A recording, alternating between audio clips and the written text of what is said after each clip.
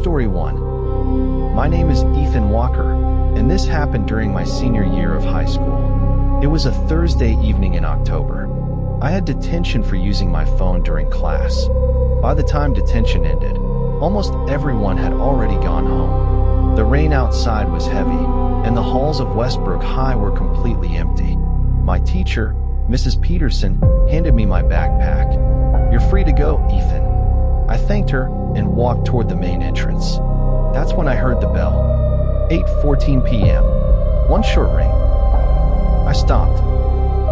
The school was supposed to be locked down after 7:30. Then I heard footsteps coming from the second floor. I probably should have ignored them. Instead, I went upstairs. The hallway was dark except for a few flickering lights. At the end of the corridor was a classroom I'd never noticed before. A metal sign beside the door read, "Room 214. The door was slightly open. I could see the lights were on inside. I stepped closer. There were desks. A whiteboard. A teacher's desk. Everything looked completely normal, except there was no teacher, and no students. Then I noticed something written on the whiteboard. "Detention, Ethan Walker." My stomach dropped. I hadn't told anyone I was still in the building. I slowly entered. The room was freezing. I looked at the desks. There were about 20 of them. Every chair was empty except one. The chair directly in front of the teacher's desk. On it was a sheet of paper. My name was printed at the top. Underneath it was a list of dates. Some were crossed out. The final date was tomorrow, Friday, October 16th. I turned around. Nothing. Then another chair moved. This time I saw it. The chair closest to the window slowly pulled itself away from the desk. I ran. I reached the main office and found the night security guard, Mr. Harris. I told him everything. He stared at me. "What room did you say?" 214. His expression changed. "Ethan, there is no room 214. I thought he was joking. He took me upstairs. We walked down the same hallway. Room 214 was gone. There was only a blank wall. No door. No classroom. Nothing. I pulled out my phone. I'd taken a picture before leaving. I showed it to him. The photo showed the classroom door, but something else was visible. Written across the glass was, "You left too early." Mr. Harris immediately told me to go home. The next morning, I couldn't stop thinking about it. During lunch, I went to the school library and searched through old yearbooks. I eventually found one from 1987. There was a photograph of the second floor classrooms.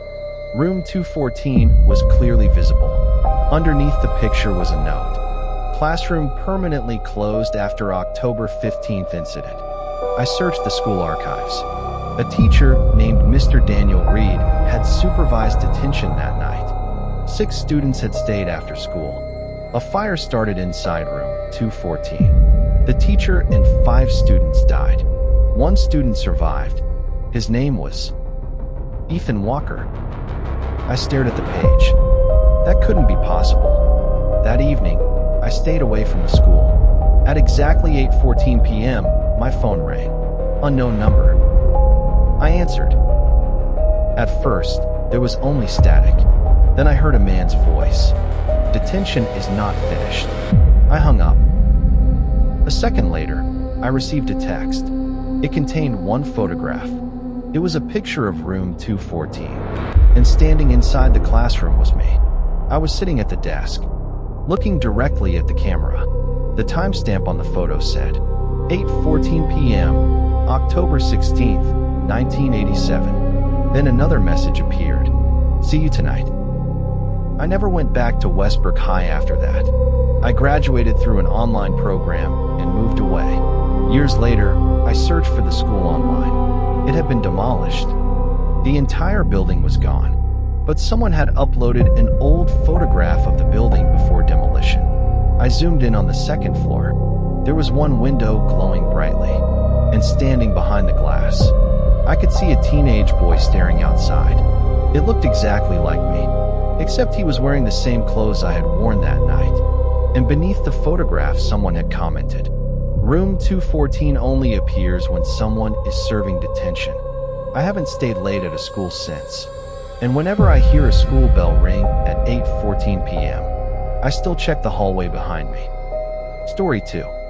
My name is Lucas Bennett, and this happened during my junior year at Riverside High School. It started on a Monday morning when our regular English teacher didn't show up. Our principal introduced a substitute named Mr. Thomas Reed. He was an older man, probably in his late 50s. Gray hair, dark suit, and a strange habit of staring at the empty desk in the back corner of the classroom. The desk belonged to Michael Carter. Michael had died 2 years earlier. Nobody talked about him anymore, until Mr. Reed walked into the classroom, looked directly at Michael's empty desk, and said, "Michael Carter?" The entire classroom went silent. Then someone laughed. Mr. Reed looked down at his attendance sheet. "Michael Carter?" From the back of the room, a voice answered, "Here." Everyone turned around. The desk was empty. I remember laughing because I thought one of the students was messing around. Mr. Reed didn't laugh. He simply marked something on his attendance sheet. Then he continued, "Sarah? Here. Jason? Here." Everything went back to normal, but I couldn't stop looking at Michael's desk. There was something sitting on it. A black notebook. I'd never seen it there before. At the end of class, I walked over. The notebook was open to a single page. Written across it were 4 words. "He still takes attendance." The next day, Mr. Reed was back. Nobody had requested him. Our principal hadn't mentioned him, but there he was. Same gray suit. Same attendance sheet. And again, he called Michael's name. "Michael Carter?" Silence. Then a voice came from the hallway. "Here." Everyone looked toward the open classroom door. No one was standing there. Mr. Reed slowly closed the door. Then he smiled. "Good." That was when I started getting scared. During lunch, I searched the school archives. I found an old yearbook from 2 years earlier. There was a photograph of Michael's English class. Standing beside the students was their teacher, Thomas Reed. I stared at the photograph. It was the exact same man. Same face. Same gray hair. Same suit. I took the picture to my friend Jake. He looked confused. "That's impossible." "Why?" "Mr. Reed died." I thought he was joking. He wasn't. Jake told me that Mr. Reed had been Michael's English teacher. Both had died in a car accident 2 years earlier. That afternoon, Jake and I stayed after school. We wanted to find out what was happening. At 5:30, we walked past the English classroom. The lights were still on. The door was open. Inside, Mr. Reed was sitting at his desk, alone, writing names into his attendance book. Jake whispered, "Let's go." But before we could move, Mr. Reed looked up. "Lucas Bennett." My blood ran cold. He smiled. "Here." I didn't answer. Jake grabbed my arm. We ran. The next morning, I arrived early. Our classroom was empty. I walked toward Mr. Reed's desk. His attendance sheet was sitting there. I looked through the names. Every student in our class was listed, except me. At the bottom of the page, there was another name, Michael Carter. Beside it was written, "Present, 8:12 a.m. Then I noticed something underneath. A second name, Lucas Bennett. Beside it, the word, absent. I heard footsteps behind me. Mr. Reed's voice whispered, "That's about to change." I turned around. Mr. Reed was standing directly behind me. His face looked completely different. His skin was pale. His eyes were almost completely black. He held the attendance sheet in one hand. "Everyone who misses my class." He paused. eventually comes back. The classroom door slammed shut. Every desk suddenly became occupied, but the students weren't alive. They were pale, motionless figures sitting silently. And in the back corner, Michael Carter was sitting at his old desk. He looked at me, then whispered, "Don't answer." Mr. Reed raised his pen. "Lucas Bennett." The entire classroom went silent. He called my name again. "Lucas Bennett." I remembered Michael's warning. I said nothing. The lights went out. When they came back on, I was alone. The classroom was normal. Mr. Reed was gone. I ran straight to the principal's office. I told him everything. He stared at me for several seconds. Then he said something I'll never forget. "Lucas, we haven't had a substitute teacher named Thomas Reed in this school for over 2 years." I pulled out the photograph from the archives. He looked at it. His face turned white. "Where did you find this?" "In the school archive." He slowly shook his head. "That photograph was removed years ago." I asked why. He pointed to the photograph. "Because everyone in that picture died." I looked again. The classroom was filled with students. Mr. Reed stood at the front, and Michael sat in the back. But there was one empty desk. Mine. I never went back into that classroom. Even now, years later, I still sometimes receive emails from my old school. No sender. No subject. Just one message. Attendance tomorrow. And every time, there is only one name on the list. Lucas Bennett, absent. Story 3. My name is Noah Wilson, and this happened when I was 17. I lived about a mile from my high school.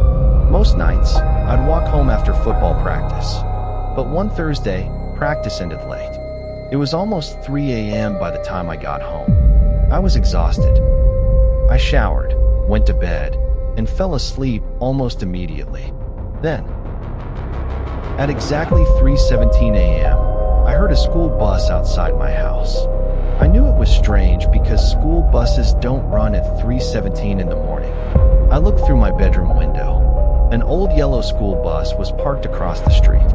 Its headlights were on. The engine was running.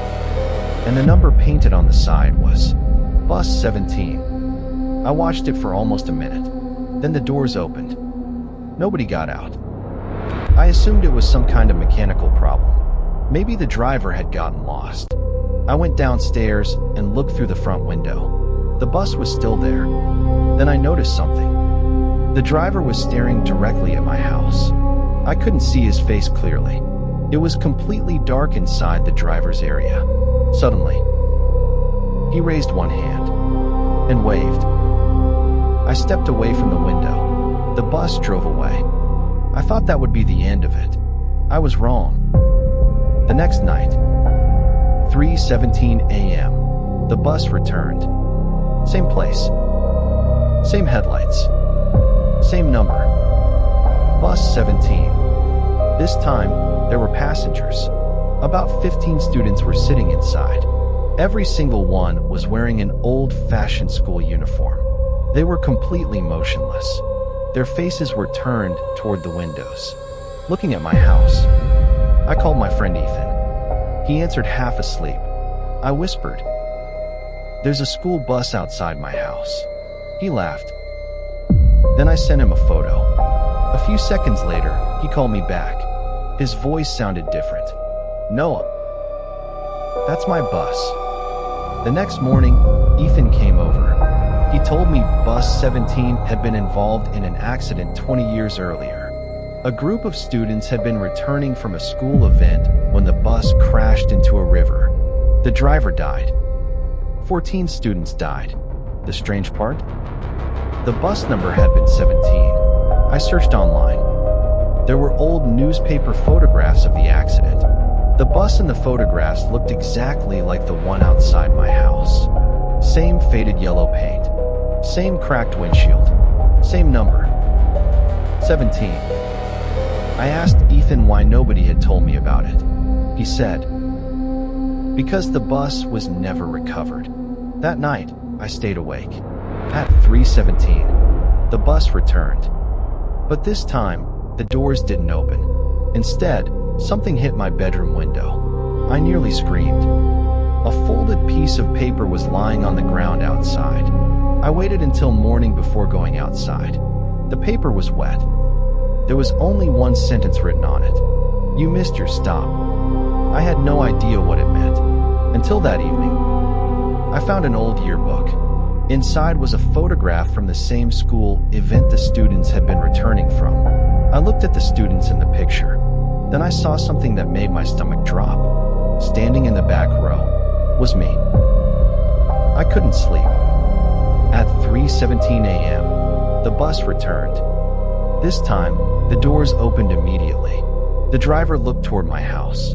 Then I heard a voice from inside the bus. "Your seat is waiting." I didn't move. The voice came again. "Noah." I stepped away from the window.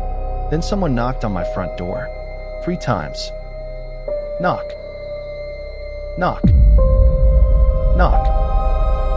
I looked through the peephole. Nobody was there. Then I heard the bus horn outside. I looked toward the street. The bus was gone, but something was standing where it had been parked. A teenage boy, wearing the same uniform as the students in the bus. He looked directly at me and smiled. The following morning, I told my parents everything. They didn't believe me. Until my mother found an old photograph in our family album. It was a picture of me as a baby, taken 1 month before I was born, behind my mother. Through the living room window was a yellow school bus, bus 17. That night, my parents insisted I sleep at my aunt's house. I left before midnight. At 3:17 a.m., my phone rang. Unknown number. I answered. Nobody spoke. Then I heard the sound of a bus engine, a school bell, and dozens of students whispering. Then the driver spoke. "Next stop." He paused, then said my home address. I hung up. The next morning, police found an old yellow school bus parked outside my house. It had been sitting there all night, but the police couldn't find a driver. They searched the inside. There were 15 seats. 14 were empty. On the 15th seat, they found a photograph. It showed me sitting on the bus. I was 17 years old, and underneath the picture was written, "He finally made it home." I've never seen bus 17 again, but every year, on the anniversary of the accident, I hear a school bus stopping outside my house. And sometimes, I hear someone sitting in the driveway, waiting for me to come outside.